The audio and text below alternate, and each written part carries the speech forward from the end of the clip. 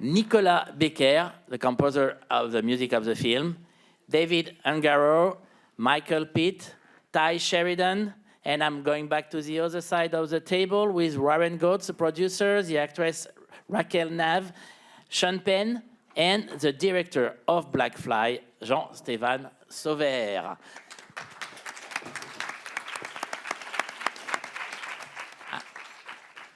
Before I open the floor to questioning, Jean-Stéphane, I really like to, en français, en anglais? En anglais. To you.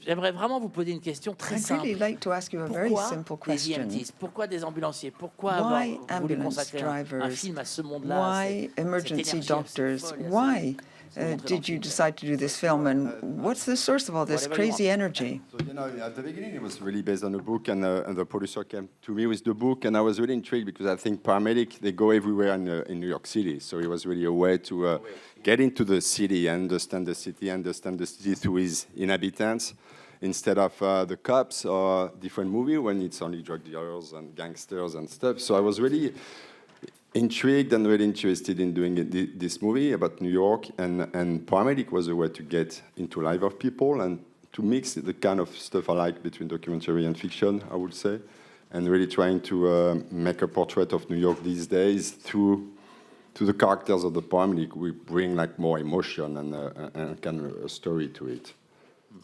It's a question for all the actors here. Jean-Stéphane, we know his work since Johnny Mad Dog and all his movies. We know that the energy is way up, and he's asking a lot from his actors. Of course, it's a delight, but it's also very, very much to take on. So it's for all of you. Maybe we start with you, Ty. How to accept that? How to accept to go this far for a director and for a project? I would go to the end of the earth for Jean-Stéphane.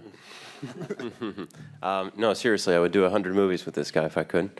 We had such a great time, and I think that his films are such an experience, and he's such a unique filmmaker with a very specific voice. And I think as an actor, you can't ask for anything more than that. You're in good hands, and I think it was so exciting, to marry his very visceral, immersive style of filmmaking with the world of New York and New York paramedics. And I just thought that was such an amazing concept. And and then I think we all wanted to kind of pay our authentic respects to New York City and New York paramedics. And I think that was at the forefront of our focus. So I think we were all willing to go there for that reason. Any other actor want to answer? I mean, I would concur. Although it's a little more grave for me that we had a really good time. I think that we had a really valuable time, and we had a great partnership amongst the core team on it, both the actors and David and his crew. However difficult it was, I'm very grateful to have been part of it. Because he's cellularly creative and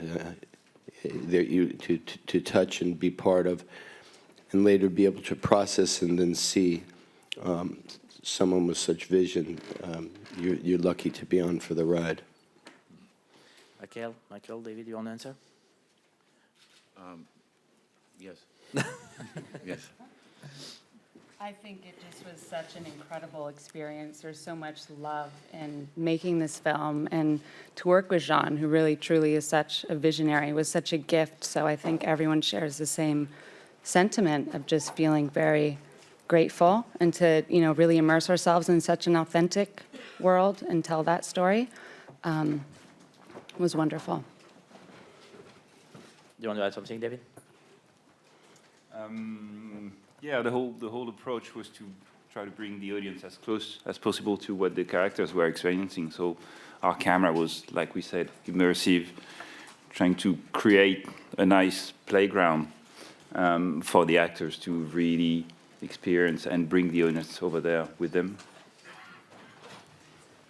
Warren, some movies are difficult to produce and some movies are difficult to produce. I mean, this one you have to I wonder how the scale and the challenges of getting this movie up. I mean, it's like this guy doesn't direct his movies in pantoufle, in babouche, in whatever you want him, and you go for it.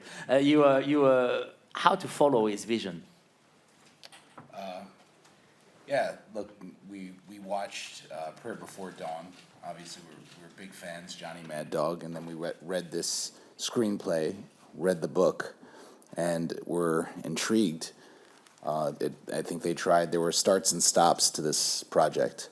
So we sort of refocused it with Jean, and so I think we overcame some of the past challenges, and I think all in all came out really, really well.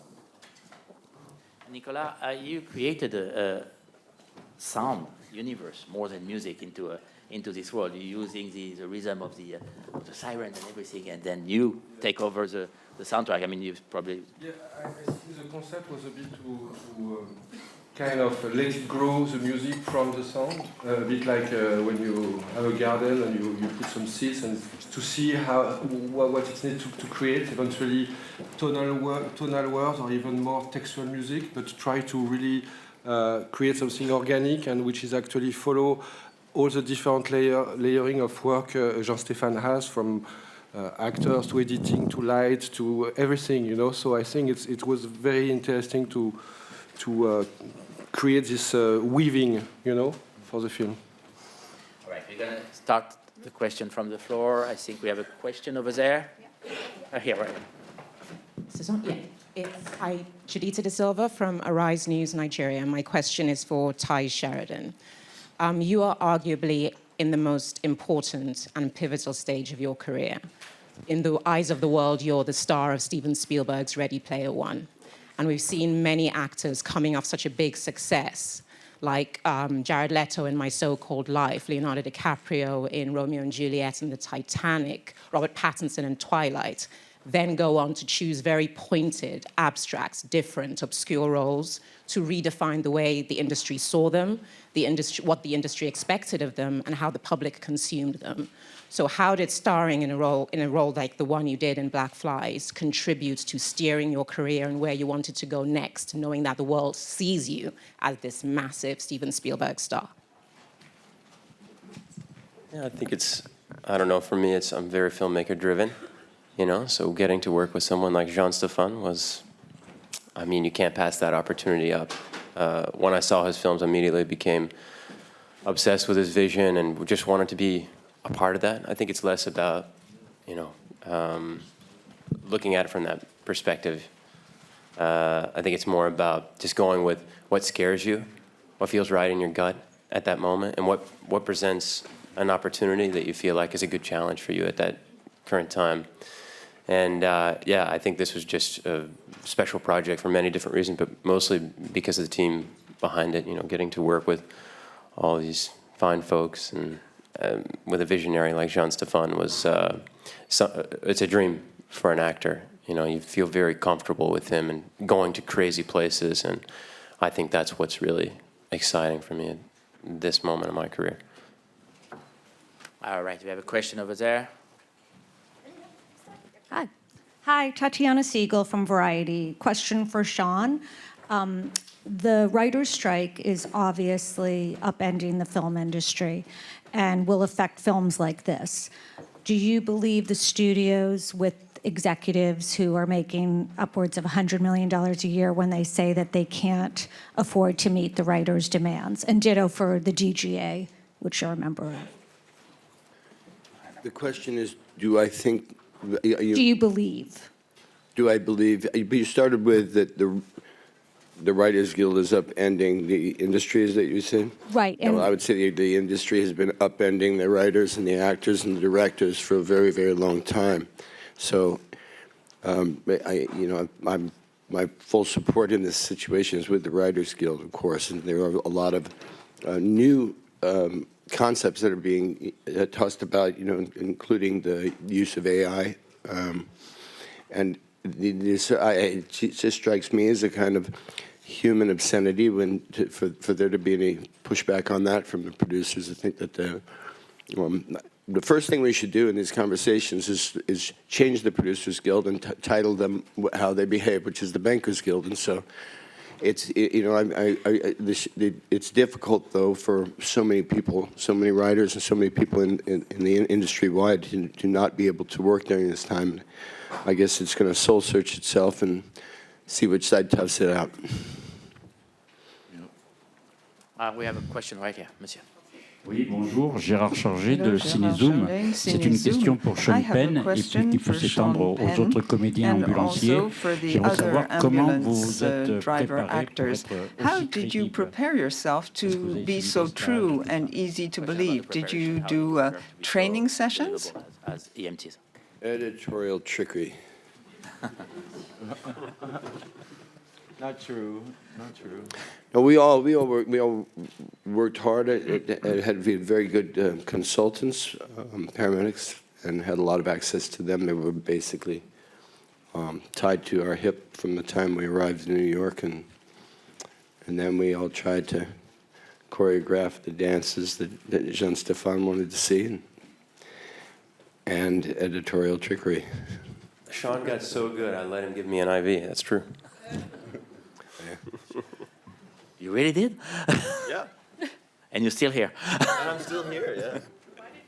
If you have a problem, you call. Now you don't have to call 911 in New York anymore. You call Ty or Sean. And, yeah, you're So in life this is room, saved, if anything happens, we're pretty safe. I'm going to share their number after, yeah. If you have a problem, Didier, during the festival, just call Sean, Ty, and they're ready. You know, it's incredible because they were really paramedic. At the end of the movie, they were almost better than the paramedic, or at least the same, you know, which I was really impressed because as I'm shooting also long shot, we can't do editorial trick kind of stuff, you know. It has to be, they have to perform, you know, as it's an emergency call. So they have to do exactly what the paramedic are doing when they go to a call, you know. So I was really impressed by Sean and Ty because they're really doing it, you know, and it's a lot to do because there's, you know, all the packs and stuff and doing the IV and handing stuff. In movies in general, sometimes we feel like paramedic, it's easy, it's a tough job. Because they carry bags, you know, and they carry bodies, and they carry the stretcher. Everything is very difficult. So doing also all the gesture on I wanted this kind of realistic, you know, and that's why we work closely also with the Wyckoff Hospital, with the consultant and as a paramedic, to make sure the film going to reflect the reality, and not just emotionally, but also the gesture and stuff. And they watched the movie and they felt like he was exactly, you know, looking at Ty and Sean, that they really portrait, you know, what they're doing in real life, kind of. We're going over there. Hello, Natalia Juk from Ukrainian Movie Gram. My question is to Ty and Sean as well. It's not only about physical stuff, but lots about mental health stuff in this movie. How did you address this topic? And if you did address this topic during their work, and if there were any consultants on mental health issues, aggression issues. Yeah, I think the film is very confrontational with that topic. And I think that, you know, I've been involved with this project for 5 years. And so I've been going to New York and doing ride-alongs and meeting paramedics through Stéphane. And so we've been getting close to this community for a very long time. And we're talking to medics who are working double shifts, triple shifts, sometimes 36 hours straight. Just to make ends meet, just to put some cash back. And they're simply not paid enough. And they carry a huge burden. They carry a lot of responsibility in the world. They're our protectors of society and our guardian angels. And I think we don't put enough emphasis around the importance of their jobs and the importance of their mental health. I think the film is very confrontational with that, and very much an expose on mental health in that community. That was something we all were very, we wanted to treat with delicacy and really respect and kind of highlight in the film.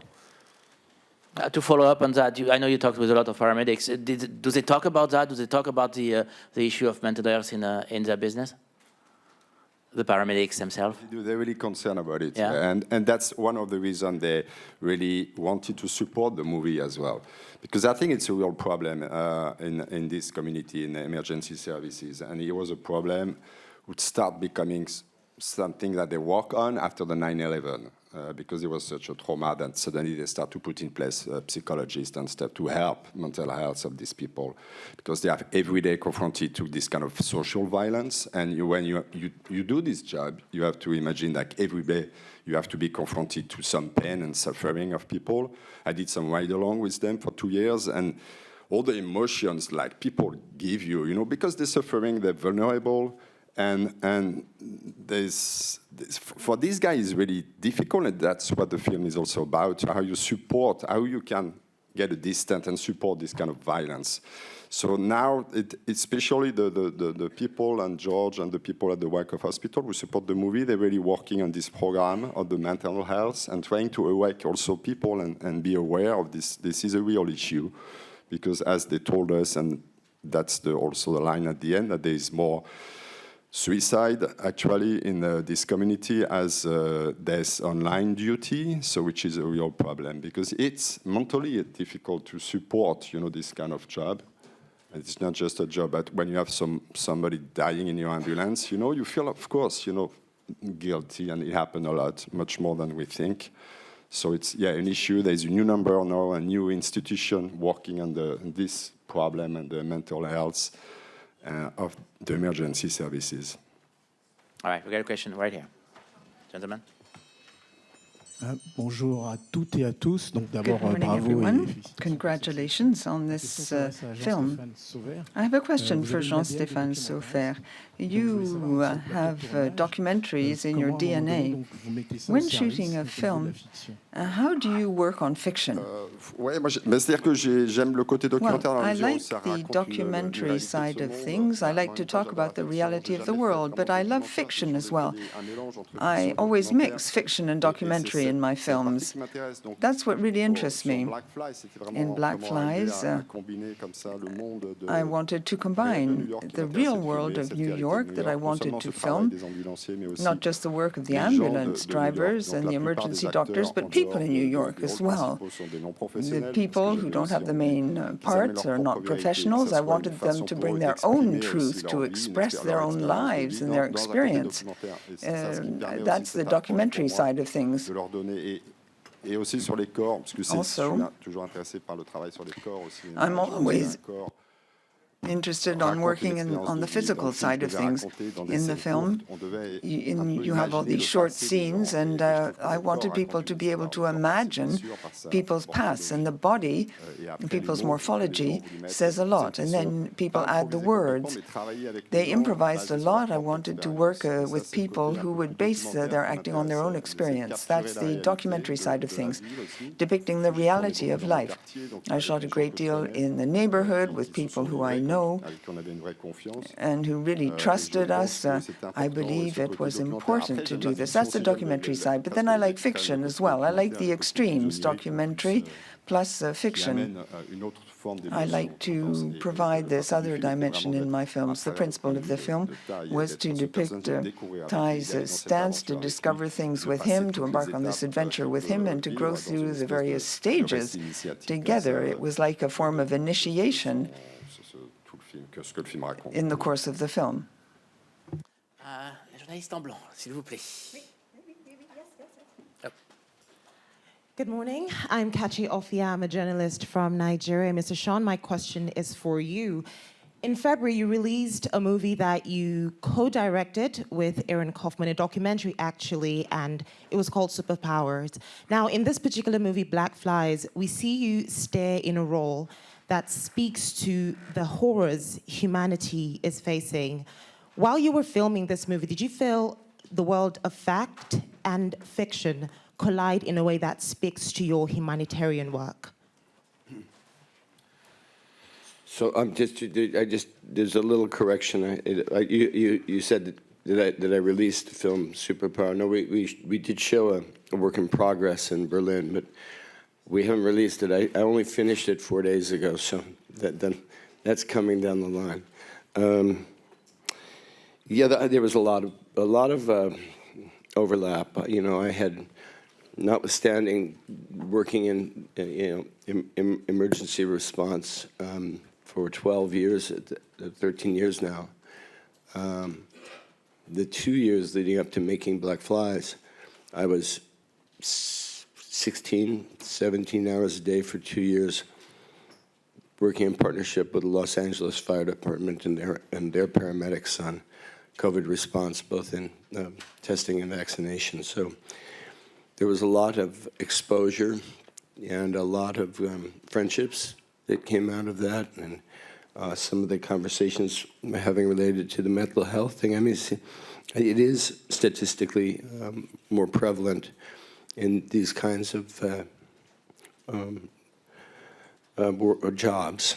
But, you know, I think there's something, not speaking as somebody more intimate with the film than perhaps you are, but really just last night as an audience, it occurred to me that the overwhelming nature of all of that to process for a human being, for a human soul, really reverberates throughout I think all of our lives today, and certainly all of our children's lives, whether it's the pressure of life and death, as it is so often with paramedics, or if it's just the pressure of not knowing how to live in this world of new technologies that with all of their, you know, great benefits also promise to divorce the human experience from privacy. And so it is with the kind of rawness of this movie, I think, that I had that kind of you know, what do we do now experience, because it is very, and then of course COVID itself was in so many ways for so many people something that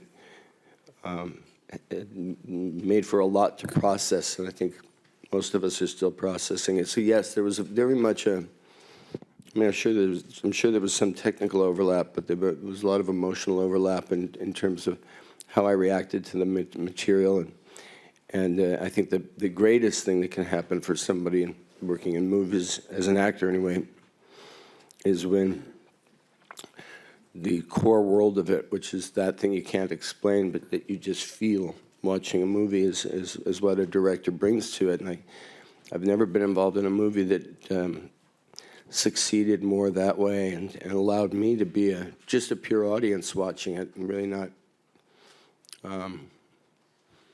to feel a kind of the freedom of objectivity and to have that swooped up in the imagination of Stéphane. And so I think that, you know, it'll be interesting to see how what we call the community of first responders. I'm sure there will be, you know, as there always is, some who will say, hey, this isn't the way we do this, or you made it look so dark and bad. But we can tell you that the 99% who aren't talking are saying, thank God this fucking thing was made, because this is our life. Okay, we got a question right here. Gentleman with a blue shirt. Hi, Jared Milrad with Movie Karma. We're a nonprofit in the U.S. working on social impact in Hollywood. Sean, I'll go to you just to build on that. Others I want to add. Can you talk about healthcare access in the U.S. and millions of Americans don't have access to quality, affordable healthcare? Do you think this film hopefully sheds some light on that part of the issue, and also just more broadly the power of social impacts through a film like this? You know, there's one word that most of the paramedics share when talking about the healthcare system, because there's another thing, you know, it's the same thing in policing and so many other frontline jobs, is people go into them largely with a desire to serve, and then what they find is that they're beleaguered by short-term political gain policies, and they're not really allowed to practice their job. They're there to support a racket, and that the movie, I think, certainly, I hope it starts, you know, it adds to that conversation. I think we would all hope it does, because it's just, it's one of the really primitive, treated as a very primitive force of saviors. They left to their own devices, they'd create a better healthcare system than the crap. It really is what it is in the film. I mean, we saw it every night. Just collect bodies to bring in and hear the ching, ching, ching of insurance and money changing hands for everybody but those they're taking it from. Hello, Florencia Angeles from W Radio in Colombia. My question for Ty and also for Sean is, how do you did or build this strong relationship between two characters? They are very, very close, and after, at the end, this themselves distance, and how do you build this relationship between the two characters, please? Thank you. Well, Sean and I actually stayed in a hostel, and we slept in bunk beds during the process of shooting. So we got really close. I'm just kidding. All right, big mouth, give me my ring back. We spent a lot of time together training with these paramedics, and I think both of us were just so eager to learn. We made this movie in 23 days, which was not a lot of time. And to do it in New York is a beast of a city to go make a movie in. And I think that we just knew we were going to be up against the clock. We knew it was going to be a very intense experience. We knew that with the way that David and Jean-Stéphane wanted to make this film, we were going to see everything. So we had to make sure that everything was accurate, and in terms of the medical procedures. And so, on and off over 5 years, I was taking trips to New York, doing ride-alongs, and then I think Sean and I both got there sometime around 2.5 months before we started shooting, going on ride-alongs every Friday and Saturday night, spending hours in a classroom together, and actually just going through practicing as partners with these medics on dummies or whatever, and doing different procedures. So by the time we started shooting, it already kind of felt like we were partners a little bit. We had this shorthand with each other, and we were in it together. We would, go and practice giving IVs and do whatever. It was it was good for us to have that time. But I think that's really where, we kind of bonded, just through the passion of trying to get the medical stuff right, trying to serve that community in an authentic way. Yeah, I would say, I think it goes a long way when somebody trusts you not to give him sepsis. So when I stuck the needle in his arm, and he was happy about it. And then we also, it's this thing about the environment from the beginning. It's the cliche, but it's a true thing about the environment established by the director. And Ty also is. Ty Sheridan is he's a leader in the sense that every problem is a problem to be solved, and very level and very, where I'm much more of a whiner, I would say. And so it was kind of an inverted leadership, and I had great respect for him. And then in terms of the overall intensity of the thing, all you got to do is have Michael Pitt around. You got intensity of a thing, and I think that that was a wild and beneficial burst of talent, and a completely different energy than that which Ty and I shared, and it gives separation to them in a way that I think that works very well for the story. We got a question right here. Oui, bonjour Isabelle, journaliste de Belgique. I am a journalist in Belgium. I have a question for Mr. Sauvaire and for Mr. Pitt, you talked about preparing and imagining what would happen in the life of the character. And how did the work go? How did you build up your characters? Your character is very different from that of Ty Sheridan. So I wanted to know what it was like to create the characters you portray. Well, with Michael, we've known each other for about 10 years. We're neighbors. He lives near me in the same neighborhood. He did the training at the same hospital. And I was interested in depicting this heroic side of the character. We have this vision of Michael, this angelic vision, and I said, well, I'd like you to play this part. And Michael's first reaction was, oh, no, not this kind of a character. I don't have this inner force.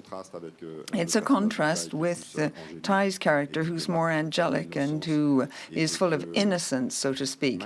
The other character is a darker one.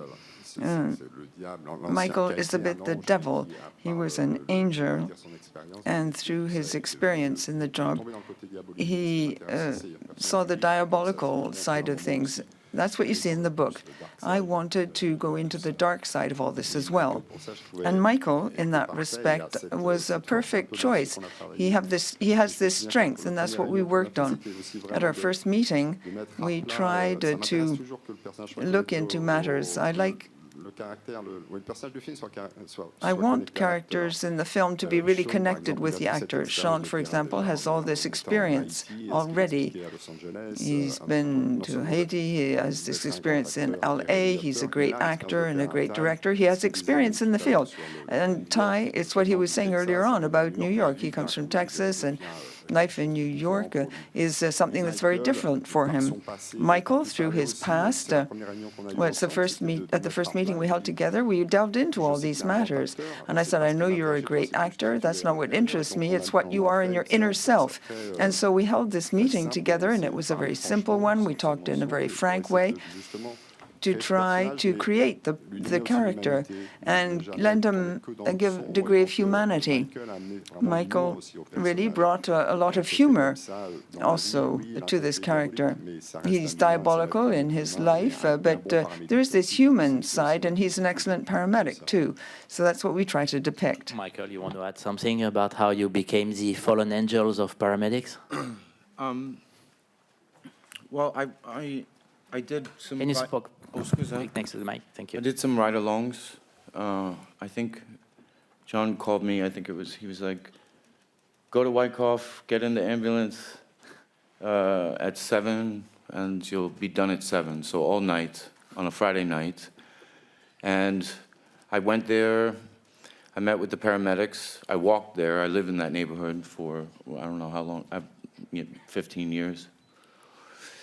And it was a cardiac arrest, which is like the worst call you can get. So that was the first experience I had. The man was dead on the ground. So you're dressed in the uniform, and the man was dead. And they brought him back from the dead. Literally just brought him back. And they said, you were gone, we brought you back, we're not cops.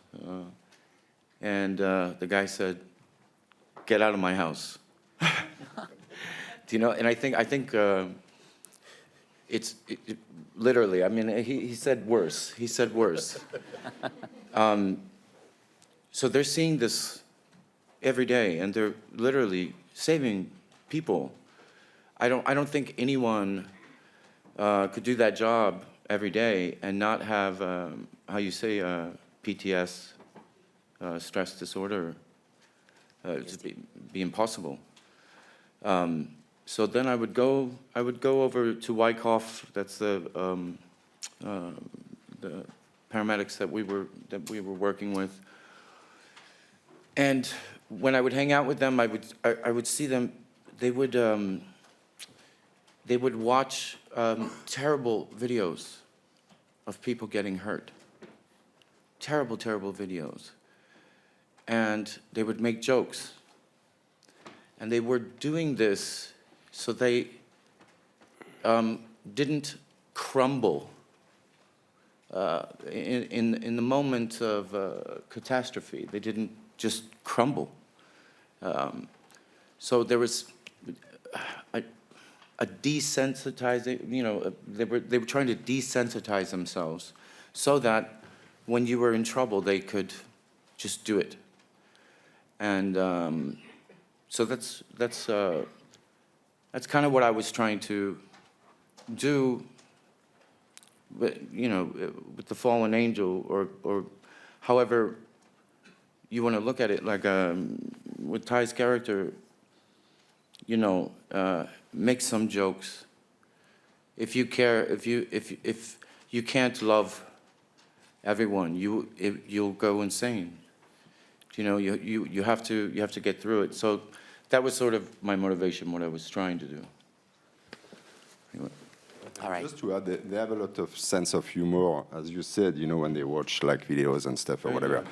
And they're always laughing a lot, The only thing they don't laugh about is the 9/11, and you can feel like when you talk about the 9/11, suddenly they change their mind, and then the voice become more emotional, because they all have been kind of cold, at the 9/11. So they're not one paramedic who haven't been there, and it's a real trauma for all the paramedics in New York City, and for New York City as well. And it's in the film is shown, about the 9/11, which was for me really important also to have in a movie. And now we have probably another trauma, was the COVID, which is almost kind of similar in New York City and in a world where we are kind of lost and we're still looking for where we are, what we're doing and stuff. And I thought the paramedic was also a way to kind of trying to understand all this situation we are going right now. And when you ask me Didier, first, why the paramedic? It's also a reason why I was interested about the paramedic, to talk about the world and this specific world we are living today. Okay, we have time for one more question. So, gentlemen, you're lucky you have the last one. Yeah. Hi, I'm Harlan Jacobson. I'm from WBGO Radio in New York. It's a jazz format and NPR News affiliate, broadcasting to the New York metropolitan area and streaming on bgo.org. And I have a son who's a location manager who's done some pretty complicated work, so I sort of can recognize a location's nightmare when I see one. And your location manager, Katerina Dedikova, looked like she was faced with a real sort of hot picture to handle. I wonder if you can talk to us a little bit about how she set it up, how you set all those locations in motion, and maybe anecdotally, you can share with us some of the things that you experienced on location that might not be evident in the text of the film. It's interesting because location becomes also for me a character in every scene. I mean, when you do the ride along and you go into like a house of people, suddenly you understand who the people are, I mean, with the photo and the furniture and stuff or whatever. So it was really important to try to find a location looks like the character, kind of, or give a story about the character. And as I shoot 360 and long shot, it was difficult for Katarina because she has to find location where we can really shoot around. Usually you can shoot shot or river shot and stuff. You can establish something, so it makes life easier for a scout. But in this case, I really wanted to find first where I can do the choreography in this kind of location. And we shot a lot of stuff around my house because we didn't have that much time. So I wanted really to also not spending like 2 hours in New York City, going back and forth or whatever. And I needed this time to shoot. So we shot also in my house, different scenes. And we shot the black flight scenes because we lost the location the last moment, how it could be chaotic. And so we shot in my house the black flight scene. So it's a dead woman in a bathtub. And she had 4 hours makeup and stuff, and she was kind of a little bit when we're gonna shoot and stuff. We start shooting with her in a tub and stuff, and the line producer Jamie Buckner came to me and said, I need to tell something to the crew, you know, and I'm sorry, everybody, but if everyone don't feel comfortable, he said to the crew, you know, but I need to tell you, you know, we have a problem. I say, okay, what's the problem? Because we shoot in my house, so I don't know what's going on, you know, and he says, someone got shot outside in the street at the corner. So there's police all around the place, but so if some people want to leave and stop the shooting, we could.